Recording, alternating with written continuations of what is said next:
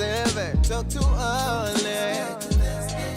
Oh, Indaba, talking my business, Yesintu.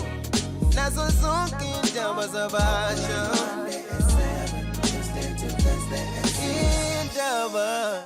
Welcome to Indaba Kakasini Indaba Yesintu, second week of January. What Kakasi did this year, because Indaba ingabibikho kuba ne-block party, siyaqhubeka kanye nayo. So baqhubeka olwandle benohamza the DJ on air, but nje lesithathu namhlanje soqhubeka nendaba Yesintu ngesikhathi esifanayo. It's available on the app as well. Ulalele or uyibukela ke ku YouTube channel. I have Dr. Thulebona Mnyadi. Mnyadi, siyabonga ukuthi benathi. Welcome to Kakasi again. Asibingelele nje kunyakeni ka 2024.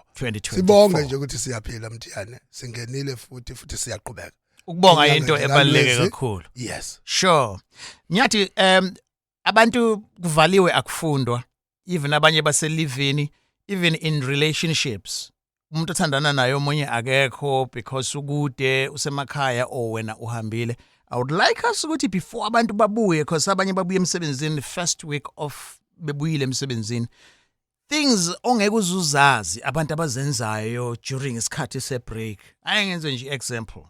If siyasebenza emsebenzini abantu bonke bagodukile, when you consult, you see people also figure athi ngikhona, there's a position I want, there is ngifuna this job business, relationship yami ngifuna kwenzeke kanje. I would like us to talk about some of the common things ezenziwa abantu beya enyangeni nakubathandaze nasezangomeni. I'll start with people abama bosses. Ngesikhathi kuvaliwe, we hear ama stories ukuthi babuya with inyanga zabo emsebenzini to do izinto mhlambe zokuthi basabeke abanye, or kuma open plan environment uthi kufika nina nizinyanga uthi akusahambeki kule company kodwa futhi akumnandi. Iziphi izinto abantu abazenzayo especially laba basuke bephethe abantu during lesikhathi se break? Uyabona kuyekuthiwa uma uphethe akufanele abantu bakuthathe kancane. Bavamisileke kakhulu abantu abaphethe ukufuna le mithi kuthiwa yesithunzi. Oh, okay. Umuntu abe nesithunzi mawuqhamuka nje ungashiya ngisho imic phansi mthiyane kune guest phambi kwakho. Uqhaqhazele kube ngathi wonile ungonanga. Isithunzi, okay. Yes, isithunzi leso okokuqala. Right. Nokuthi uma bephethe mhlambe bengaphezulu koyedwa. Abesefuna ukuthi ukuphatha kwakhe yena. Kum overpower lo ozakwabo ephathe. Overdominate, dominate. Yes. Yabona ngesikhathi kwenzeka izinto enjengalezo. Yes. Kwenza oyedwa lo ongenzile uya-affecteka vese. Njoba kusuke affecta lo phethwe nalo phethe ongenze ngalutho kuzoma-affect. So this thing applies with ma-councillor, ma-directors, ma-officials, ma-CEOs, ma-GMs, or supervisor everywhere. So during lesi sikhathi sika njoba nje like kade kuvaliwe, so izinto kade beyiqinisa ngazo lezo, some of them. Ingakho kubalulekile ukuthi uma ugodukile uzobuya uqale phansi nebandla kade unalo eqaleni. Okokuqala nje nawe phela musa ukubuya uvathazela abakwethu. Also usho your colleagues. Yes. Okay. Musa ukubuya uvathazela. Nawe zama ukuthi uyiqinise ukuze unga-affectwa okuzofika nalaba abayiqinisele wena. Uzoyiqinisa kanjani? No, phela kufanele uye kohlakanyana yabona abantu abaphathe igwama. Omnyadi kanje. Abona omnyadi nabanye. Okay. Yeah. So mama usebenza nomuntu osuspectayo ukuthi ukhonza imithi kumbe mhlambe uphethe ngemithi, or usebenzela iboss ekanjalo, okwa wena uyiboss but the people you lead khona bakhonze imithi but wena ukholelwa kuyona.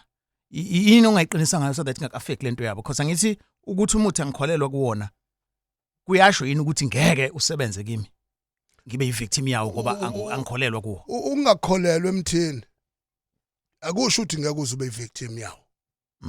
Uzoba yona i-victim. Mawungakholelwa emthini iba nokunye wena okuzolawula imindset yakho. Okay. Okokuqala lokho. Ukuze imizwa yakhe ikwazi ba fit for into ezokuza ngoba kulokhu wena okulawulwa imindset yakho okuyivumayo. Yeah. Amasosha azokuqina akho alwe nalo kushuthi kuzopreventeka lokho kusayo. Yayibona into ngisho. Ngoba ngiya ekuthenini khona abantu abathi ngiyathandaza mina ngiphila Yes. yabona Yes.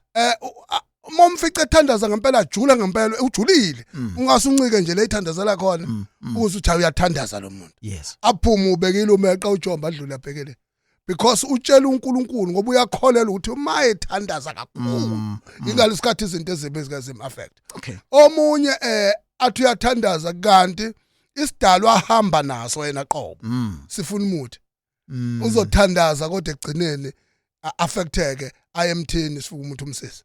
Alright, as ubuyela emsebenzini uzobuyela esikoleni because kuya register njengamanje kuma tertiary institutions, you will find ukuthi even mhlambe you have we helper ade usagodukile o anti bahamba babuye uthole mhlambe uboss wakho la usebenza khona imithi abuyayenza okwawena ade uhambile uyabuya uzobuyela la. So athina ama signs ongawabuka eMnyadi sesibuyile mhlambe uanti osebenza la ekhaya kumbe mhlambe abala ekhaya kufika uanti here or colleagues, bosses, your subordinates sebeyabuya people ofunda nabo. Imapha ama signs ozowabona if kuthi khona imithi akade beyisebenzisa against you. Seniyabuya ke now njengoba it's the first is second week but abantu babuyela emsebenzini nasesikoleni. Ama signs ukuthi ke hey lo muntu lona cishe khona izinto azenzile ezingangishaya negatively.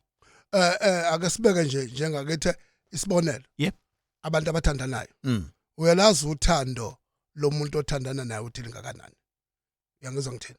Kodwa uma sekuzoba khona lokhu okuplus kakhulu. Uma engazange akudlisa. Uzobona okay there's something wrong esiyenzekile la. Yezwa ndikeshayo. Uma kufanele ukuprevent ngoba mhlambe sele uover ngalendlela uthi wena uthandi njalo. Especially umakhwapheni. Yeah. Yabo? Uthando lamakhwapheni afuna idlule umthando lomshado. Oh so kungase kube indication yokuthi usekusebenzile. Sekusebenzile. Okay. Vuka ke manje ke uzama ukupreventa lento oyibona ngathi izamawala kuwe. Okay. Uyangithola ngithini? Ngoba egcineni uma uzo ignore kuzokushaya wena egcineni kufezeka inhloso yaloya okade ekwenza lokho against you. Bekuyi relationship ke lapho. Co-workers esebenza nabo, umuntu engimsebenzelayo, umuntu ongisebenzelayo, ngizobona ngani ukuthi hayi khona. Akasibhekela. Omsebenzelayo umqashi wakho. Akakwazi ukusebenzela umuntu umqashi. Kodwa wena umqashi wakho uzojijwa ama colleagues akho osebenza nawo. Ukuze akubone engazuthi awusafanele ukuba naye. Okay, so bakurapele to your boss. So ke ngesikhathi boss ikubuka wena uvuka lesichitha abakufaka sona ngoba wena wensilutha ngithi. Bese ke egcineni uyithola affecteka kuze kugcine ungasakujabuleli ukuvuka uze emsebenzini ngenxa ukuthi uaffectwe yinto ngenxa ama colleagues hayi boss. Iboss ngeke ikudlela umuthi mthiyana. Okay. Ngoba iboss kunephepha ne-agreement ne-contract ekusuke ikhona ngaleso sikhathi between wena nayo. Okay, so babili ke sirun business nawe then partner wamade ehambile njengoba ku ama holiday mesebuyile ngizobona ngani ukuthi shia because phela sidla ndawonye if ukuthi mhlambe we have a meeting wena umuntu owazi ukuthi coffee lami noma ijuice yami isuka inani uyangi-ordela njani iziphi izinto mhlambe engaba ama sign ukuthi hayi no la ngiyashawa ke la yabona khona into eyingozi yekuthiwa bathande bonke kodwa ungathembi ngisho yedwa. Yes, ngisho emshadweni kunjalo nje. Ningathandana niqede nya kodwa musu kumthemba oshade naye kuza kweqa ngoba uzolimala. Okay, we are wrapping up. Umqondo womuntu uhlale njalo jika ongeke uqonde wena ngishade uhamba naye. Business and in relationships as well. Yes. Okay, we're wrapping up now. Please, I would like to share my stories akho nawe. I always encourage you because I'm topic lapha qhamuka khona. So please as listening to this, watching this, besikhuluma lapha ukuthi njengoba nje siqala unyaka sibuyele emsebenzini sibuyele esikoleni njani izinto kumele siqaphele lezo njengomnyadi ke esinikezwa kusuka nokuhlala. Uma contacts akho Mnyadi? Umnyadi usitholakala ku 083 46 86 173 083 46 86 173 noba mnyadi te@gmail.com mnyadi@gmail.com Mnyadi signing out. All right, enjoy the new year. Thulebona Mnyadi got take us nje umuzwa ethi signing out.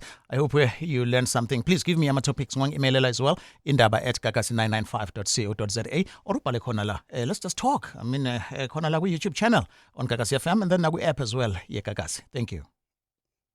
Indaba, special open line on Mondays at 7. Talk to us.